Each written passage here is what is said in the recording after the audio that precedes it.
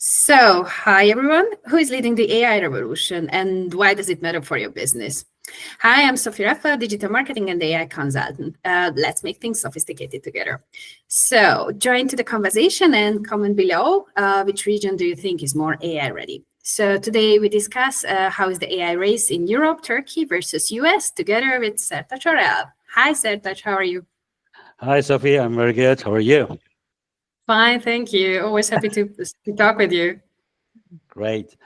And we will talk about this AI race in different continents today, and hopefully we will continue to understand this very dynamic industry together. Yeah, I'm really looking forward because in the last time I've seen that you just returned from the Emerge Americas event earlier, which was in Miami. Then you were also in Web Summit at Lisbon. So from your point of view, what is the biggest difference when it comes to startups in US and Americas, including Latin America? So what is their approach when it comes to AI compared to Europe or Turkey? So what do you see currently? One of the things I can mention here is the mindset. This is the big difference in the US, I would say. And this mindset difference is in the US, startups and corporates, they have a mindset to do things and they look for how they can do it. This is the question they ask, how we can do it. And then in Europe, we have the mindset, unfortunately, what can go wrong? And then we find 1,000 different reasons what can go wrong and why we should not do it. And then this makes a difference. And this is not limited to AI only. This is actually the whole innovation ecosystem in Europe versus US. So AI is just part of it, but this is the same thing. And when we go deeper into the AI thing, then the main difference comes in with resources. And in Resources. the US, you have this OpenAI, you have Copilot from Microsoft, you have Google, all these big guys, or you have NVIDIA there as well. So they have these kind of resources apart from money, apart from finance. So they have these resources, and then they have data so that they can analyze this data and then they can create some outputs. And when we come back to Europe, including Turkey, this is not the same picture. We don't have these big players. We don't have even small players in AI. And we don't have enough data as well to analyze. And then obviously, the big companies are suffering from all these lack of resources. And obviously, startups and SMEs are also lacking from these resources and then suffering to create new things, create innovation. This is how I see.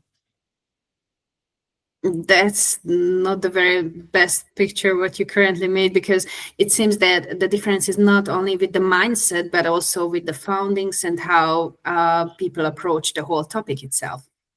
Absolutely that way. And this is unfortunately not a good picture that we want to see. But I mean, this is what it is for today. And then if this is the case, what we can do is just getting out of this European mindset and say that how can we solve this problem? Yeah, because now exactly. this is the definition of the problem, and then now if we can focus on how we can solve it, then we can find ways, and we can try to close the gap, because there is a certain gap, a big gap, and then we need to find ways to close this gap. Yeah, I totally agree with you. I was also recently at Web Summit Qatar, and I also realized that in Gulf countries like in Qatar, in the United Arab Emirates, in Saudi Arabia, the whole approach is different than what we realize here in Europe. So instead of having bottom-up initiatives like the private sector is doing some new innovative ideas, over there more the government pushes all this. So in these days and currently in the bigger cities like in Doha, Abu Dhabi, Riyadh, or obviously Dubai, they are trying to build up technology hubs, with data centers, and also hubs for entrepreneurs. And they are also trying to support their entrepreneurs as much as they can from the government side.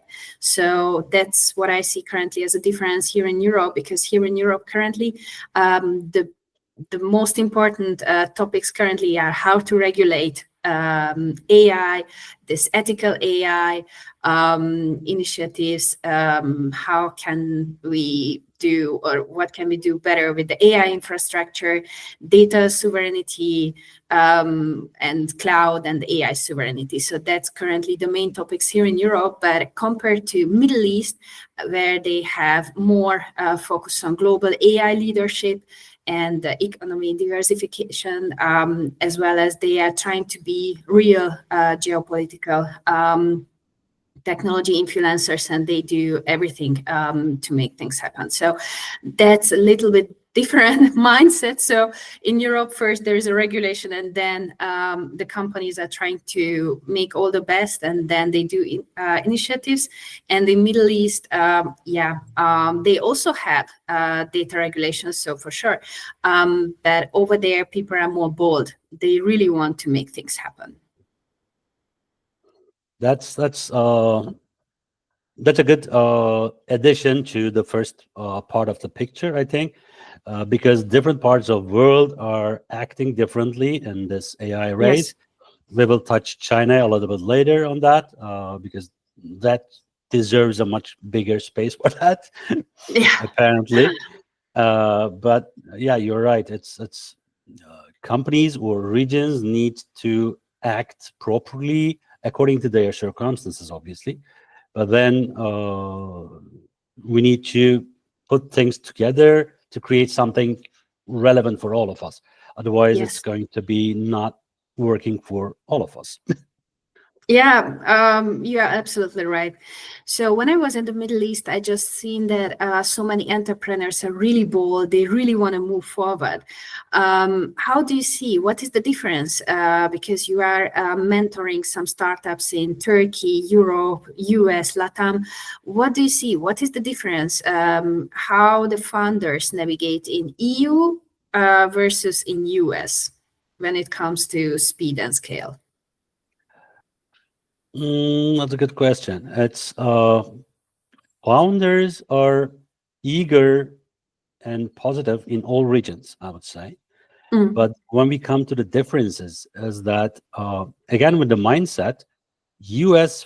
Founders are easier on the obstacles in front of them because they believe that they can find ways to overcome them, as opposed to European guys that they know that there is going to be a regulation that will prevent them to do that thing. They still work on their topic. They still try to find ways to make it happen. But then they're within this over-regulated environment, trying to find their ways to innovate and bring out really good results. And in that sense, I think the Middle East has a better position because it's not that much regulated area.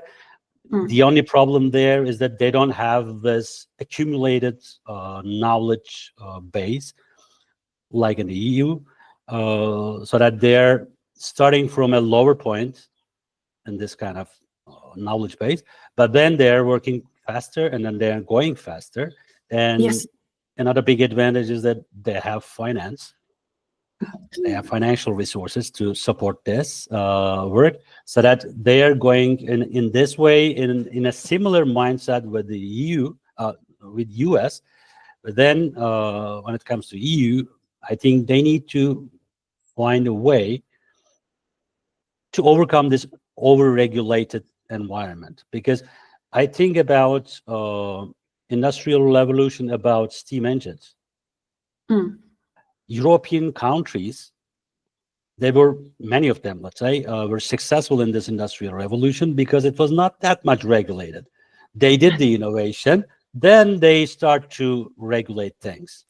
But then when it comes to AI, obviously, I also believe that ethical AI is very important. I also believe that AI needs to be somehow in a peaceful framework. But then we cannot regulate what we don't know really, Yes. because AI is developing and then growing super fast. That like 6 months ago, none of us knew about DeepSeek and then Yeah. what they can do on a much And much cheaper way than the US counterparts. So then we need to understand the topic first, and then we need to innovate a little bit more. Then we can start also regulating and then doing this in an ethical way. This is how I see it. But yeah, this is me. yeah, on one hand, I'm absolutely with you. So too much regulation never really supports the innovation. However, currently this EU AI Act also puts some baselines for the whole AI tech race and everything. So a little bit the same situation currently what happened with the GDPR, because GDPR was also a European initiative in terms of data protection. Unfortunately, there were so many gray zones, uncertainties, especially at the very beginning, but later everyone figured out how to cope with this. Users were also aware of what to do, how to do, or what are their rights actually. So I think currently we are also in such a phase with the EU AI Act that everyone is talking about it, but there are still some uncertainties and gray spots what to do. And nevertheless, it was also interesting to see that once I was in Qatar, I also learned that their data privacy policies also aligned with the GDPR. And yeah, you are absolutely right. So currently, for example, Qatar has also their 2030 plan. So they would like to also do some investments. So they announced $2.5 billion investments for AI initiatives, technology, innovation programs, and they also want to build up a knowledge-based society. So that's currently also their desire to make it happen. From your point of view, what do you say about, yeah, you already mentioned China. So compare Europe, US, Middle East, which developments do you see in China, and how do you see them in the AI race? China is, like many other topics, is a powerhouse for AI race as well. We see with all these recent developments, but we can go back a little bit more and see why this is the case. That China announced years ago, from the highest point of their government, saying that AI domination will be our strategy for the upcoming years. And we decided to spend $50 billion every year on Wow. this topic to develop our AI muscles. And starting from this year with DeepSeek and all the other different AI engines from China, we see that now they have those muscles. And then, especially with all these kind of sanctions from the US regarding AI-related chips and stuff, this created even stronger muscles, because now they learned to do all these strong muscles with super minimum resources. So that's a really, really big difference. And I can also compare this to, everyone is talking about super apps for years. And if we think about it, maybe the only real super app is WeChat. And on the Western world, we don't really see a super app. Not really, because most of the apps are not really connected with each other. Yeah. Or they're not doing that many things in just one app with a wide user acceptance. Maybe they claim that they do, but they don't have the user base. So, but in China with WeChat, I mean, everybody's using WeChat, and then they do more or less everything with WeChat. So this is, I think, the similar thing with AI. And now they're still building these muscles. And especially in Europe, when we are busy with this AI regulation and then ethical AI thing, then this race is going to a different direction, especially for the EU side. On the US side, obviously, they have the financial resources, they have the certain level that they have OpenAI and then Google and then Copilot and all the others. So it's a really interesting race. And China will be very defining player in this race. That's my point. And Yeah. what I see is, this is my personal opinion, is that for these kind of technologies, we need to support each other. If we go Definitely. into if we go to this regional conflicts and regional hostile races, this is not going to create really good and peaceful results. But if we can support each other, then every region can develop different strong muscles, and then these different strengths can be a much bigger strength for all of us. This is how I see, but I am not sure if this is going to be the case. Yeah, let's see what the future brings. But I definitely see that there are so many data centers currently everywhere worldwide, and there are currently no real geography burdens or issues what we could make. And still, we could also take some of the learnings from certain regions and then adopt another one. So that's, I think, also not only in marketing, but also in technology, that's something basic. It's really interesting what you were talking about China, about super apps, because that's what is also currently a big trend also in Middle East. Like if you say Karem, or also in Qatar, Snunu. I just had currently an honor to do an interview with Snunu's CEO, with Hamad Al-Hayri, and that was a really eye-opening interview to see that, yeah, super apps are here, and you can do so many things, especially if you use the data.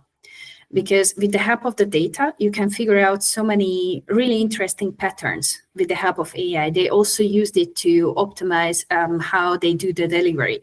And then within month, they saved like $2 million. And this is such a huge rate. So all what you have to do is basically take the data and then utilize all the learnings, and then obviously do some action items. And it was interesting when you mentioned that WeChat and also mobile, because in China as well as Middle East, most of the people are using, not only every day, but almost every hour, their mobile phone. So these cultures are really getting mobile very, very first cultures. And also whenever it comes to marketing or any advertisement, it's also interesting to see that nowadays also Middle East, people are selling properties even throughout an Instagram or a TikTok reel. But also if you see what is the difference between the social media. So for example, X, the old Twitter, so to say, governments are using it to announce so many new things. Compared to Europe, wherever X is not really the super well used social platform. So that's definitely something really interesting. And also if you compare to Europe, in Europe, we are still a little bit stuck with this PPC campaign, so pay-per-click, so this little bit old-fashioned advertisements like Google headlines, display banners, white paper. So, but nevertheless, altogether, also in marketing, I'm not sure if you have heard about it, but since 1970, marketing people are using AI for customer segmentation and for further data analytics. So I really see personally that marketing people are also somewhere at the forefront of all this AI innovation. That's definitely the case, because as you mentioned, to use AI efficiently, you need huge data. And Yes. then to have huge data, you have this data. You need to have this data. And then marketing is one of those areas that you are having a lot of data pouring into your company from your market, if you know how to collect it, and then if you know how to analyze it. then you Exactly. can, then you can work on this, and then you can create the outcomes. And I have one question to you. You are working on businesses on AI adoption, and then just like a couple of minutes ago, you mentioned about adoption. So how do you see this AI adoption in Europe and in other areas? So AI adoption is definitely a big headline currently if you see any of the social media channels. So from Facebook, LinkedIn, everyone is really proudly announcing that they started to use something, or there is a new pop-up AI. But currently, if you see the reality, if you really go and ask ex-colleagues or people with whom you meet, then you see that the majority of the companies, especially in Europe, are still not really allowed to AI tools, but they are trying to use the, so to say, safe AI tools. So like Copilot and ChatGPT, if they are fine with this. Currently, what is happening that so many people trying privately the majority of these platforms, so such as Canva, ChatGPT, Claude, but there is still not a big boom currently when it comes to usability, because at most of the companies there were some restructurings. So the people who are still remaining are still trying to do their best, for sure. That's no doubt at all. But at the same time, they don't really have time to do tests. So if you see what Google has done so far, so they say 80% of their life, they must do obviously their job, what they do, and then they get 20% whenever they can try new things. So once, if the European companies can also encourage people this try and fail, so this kind of attitude that you just give a try and let's see how things are working, I think we are going to have a much more effective work than what we have done so far. That's how I think as well. And just to support this point from statistical information, I just recently saw a Eurostat work on this topic about countries and then SMEs, AI adoption in these countries. European Union average is less than 14% for Oh, SMEs. And unfortunately, Turkey is in a much worse situation. It's less than 4.5.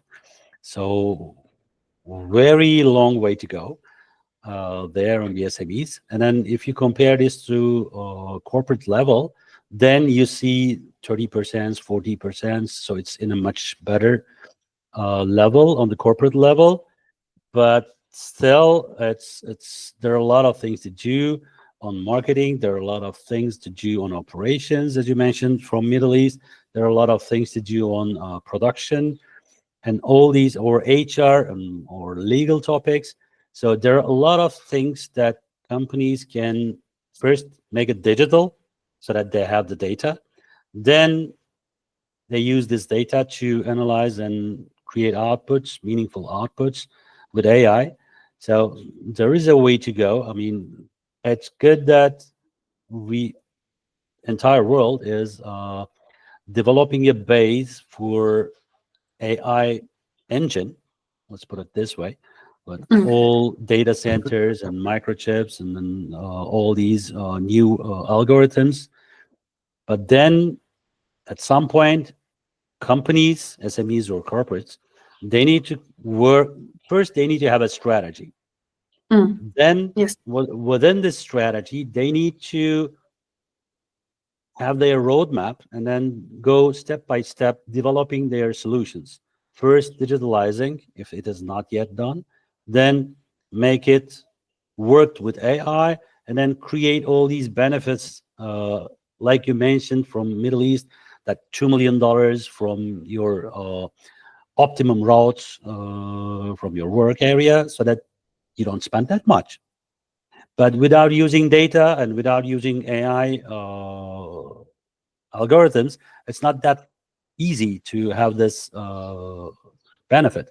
So companies need to, as said, start with strategy and then have their roadmaps and then go step by step.